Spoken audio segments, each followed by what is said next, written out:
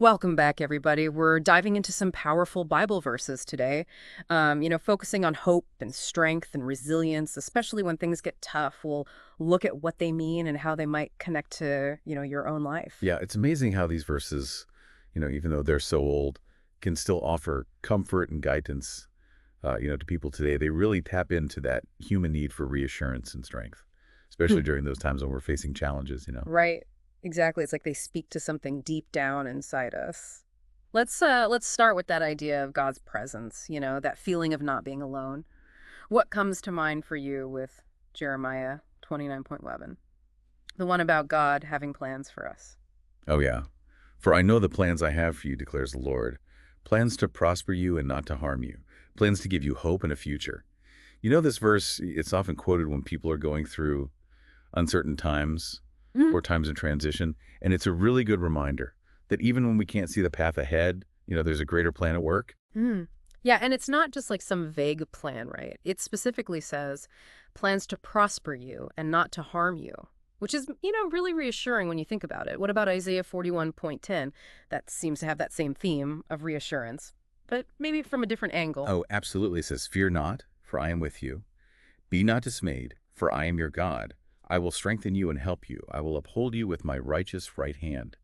So here the focus is more on like finding strength when you're afraid. Knowing that you're not alone and that there's a higher power supporting you can be really empowering, I think. Yeah, it's interesting because both verses talk about trusting something beyond what we can see right now, but this one adds that layer of like active support. It's not just that there's a plan, but that someone's actually helping us through it. Yeah. What about Psalm 23:4? It's a really popular one, but that idea of walking through the darkest valley can be kind of hard to wrap your head around. Even though I walk through the darkest valley, I will fear no evil, for you are with me. Your rod and your staff, they comfort me. Psalm 23, and especially this verse, I think, it speaks to those human experiences, like going through really tough times, those times that feel like a dark valley. But even in those moments, there's this assurance that there's a presence with us, offering comfort and guidance. Yeah, that image of the rod and the staff, it's powerful. It's like a sense of protection and guidance, especially for people who might feel lost or vulnerable. Okay, let's shift gears a little bit. Let's talk about inner strength and overcoming obstacles. Philippians 4:43 comes to mind. I can do all things through Christ who strengthens me. But it's often used in a very, achievement-oriented way. What do you think about that?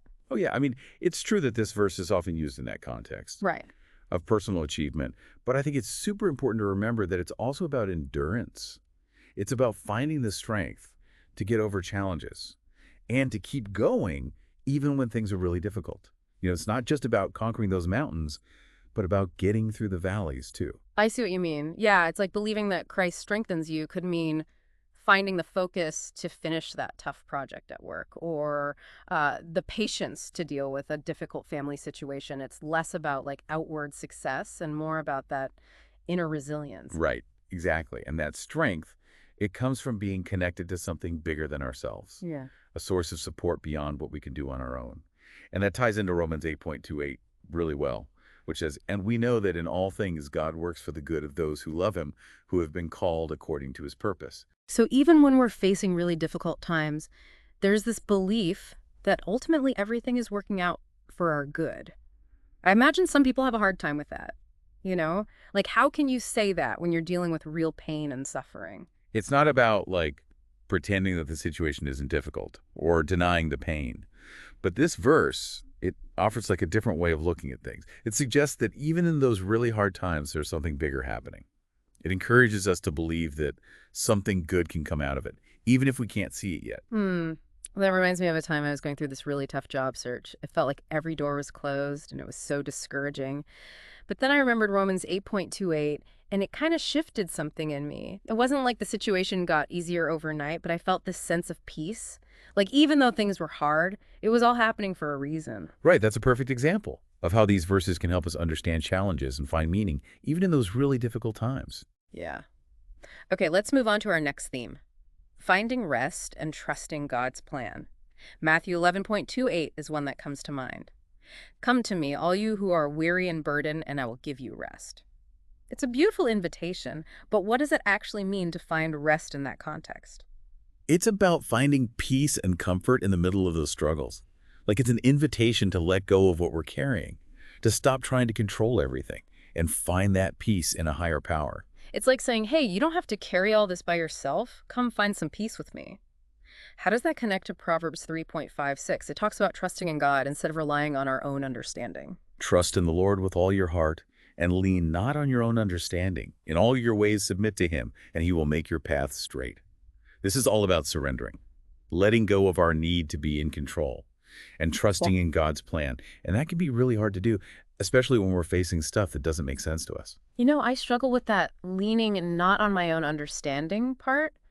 What does that even look like in real life? Are we supposed to just like turn our brains off? It's not about like literally turning your brain off, but it's about realizing that we don't always see the whole picture. Imagine you're trying to make a big life decision. Of course, you'd want to look at everything, weigh the pros and cons, come up with a plan based on what seems logical. But sometimes our understanding, Yeah. our own limited understanding, can actually hold us back or even lead us in the wrong direction. Leaning not on our own understanding, it means admitting that there might be more to the story than we can see. It's about being open to a higher wisdom. Oh, so it's like saying, hey, it's okay to admit you don't have all the answers. That's where faith comes in. Mhm. I can definitely relate to that feeling of hitting a wall and realizing I need something more than my own limited perspective. Yeah, exactly. It's about surrendering to the unknown and trusting that even when things feel confusing, there's a greater purpose happening. Yeah. We don't always have to have it all figured out. Okay, before we move on, I wanted to touch on John 16.33. It acknowledges that hard times are inevitable, but it also offers this message of hope. It says, I have told you these things so that in me you may have peace. In this world you will have trouble, but take heart, I have overcome the world. This one feels especially relevant today, don't you think? Oh, yeah, absolutely. We live in a world where trouble and uncertainty are always there. This verse doesn't pretend things are easy, but it offers a place to find peace, even amidst the chaos. By acknowledging that Christ has overcome the world, it implies that we can too. It's not about pretending things aren't difficult, but it's about holding on to hope even in those difficulties. It's like saying, hey, things might be tough, but don't give up. There's a bigger picture here, a bigger story unfolding. And with that thought in mind, let's take a quick break and we'll delve into our next theme after this.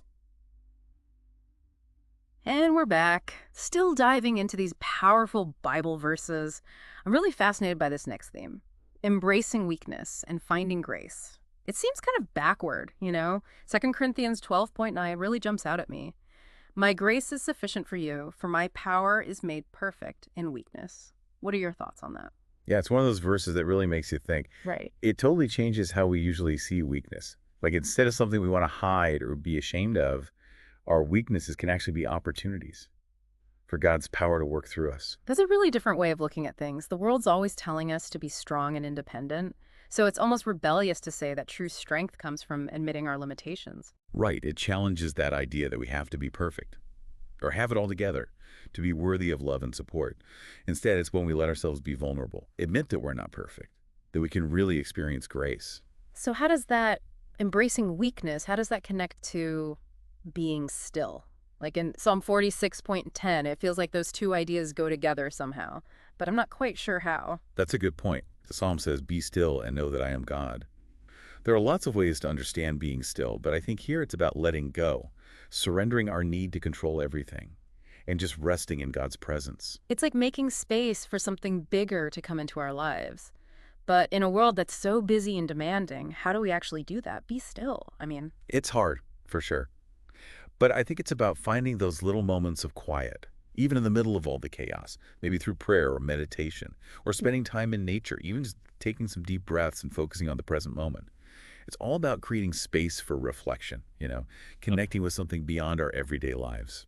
Like hitting the pause button on all the noise and just listening for that inner voice, that sense of peace. Yeah, I get that. Okay, let's move on to courage, hope, and limitless possibilities. Joshua 1.9 is a great place to start. Have I not commanded you? Be strong and courageous.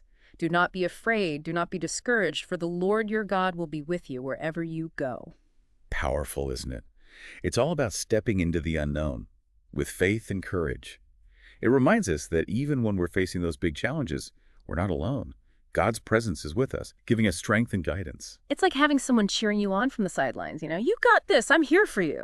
Yeah. But it's not just blind faith, right? It's remembering that we can connect to a source of strength that's bigger than ourselves. Exactly. We're not supposed to face everything alone. Hmm. There's a power greater than us that we can tap into. And that can be so empowering when we're feeling afraid or unsure. This idea of looking to a higher power for help, it's also in Psalm 121.1 to 2. I lift up my eyes to the mountains. Where does my help come from?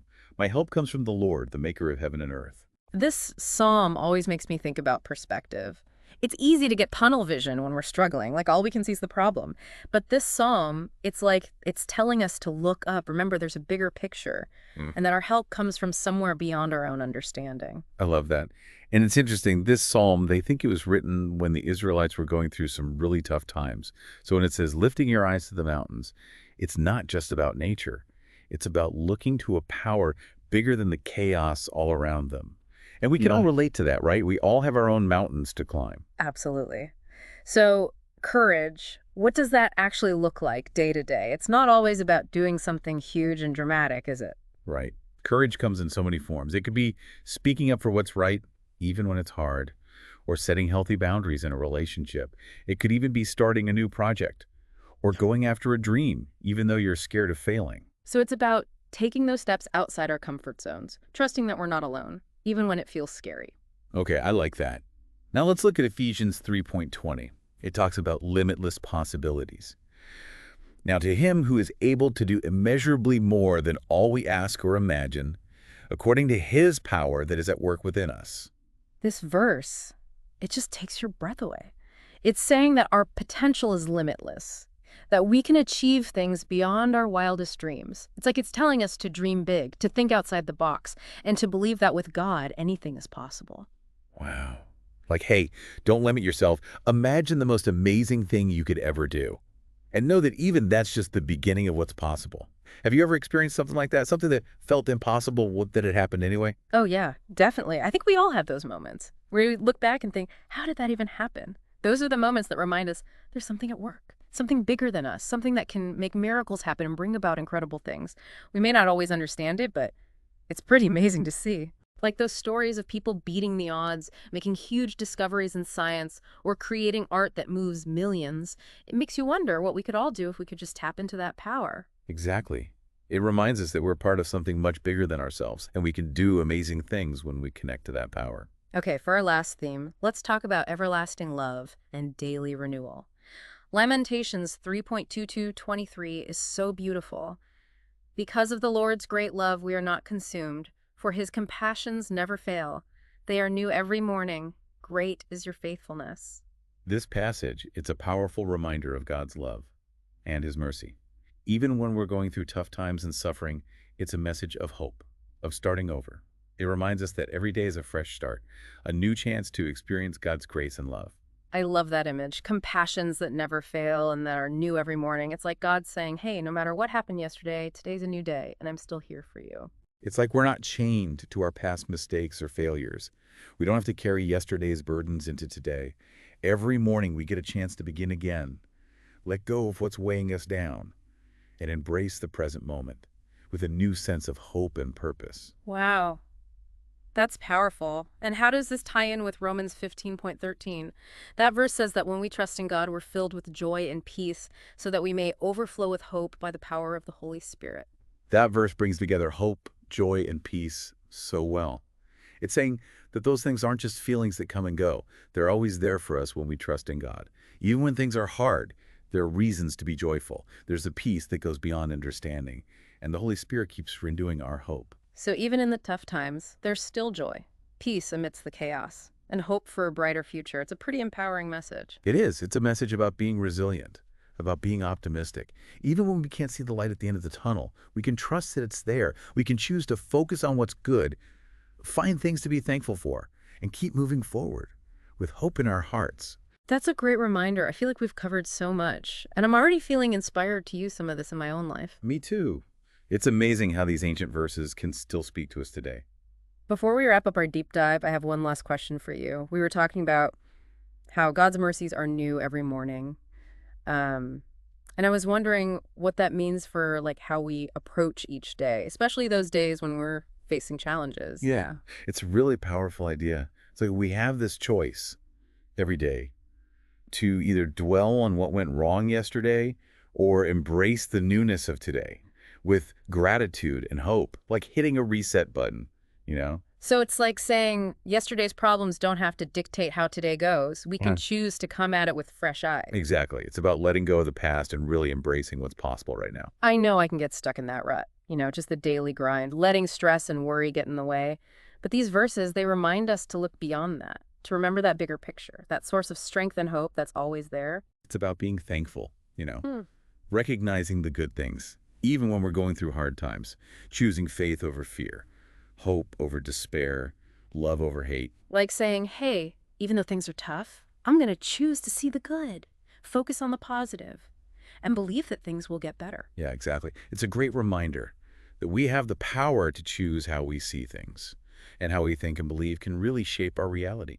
Well, I think that about wraps up our deep dive into these verses. I'm curious, which ones really resonated with you, and how might you apply what we've talked about to your own life? It's been great exploring these ideas with you. I hope this deep dive has been meaningful and inspiring. Me too. And I hope you feel the same way, listener. Remember, no matter what you're going through, you're not alone. There's a well of strength and hope and resilience inside you. Keep searching, keep exploring, and never stop believing in the power of hope.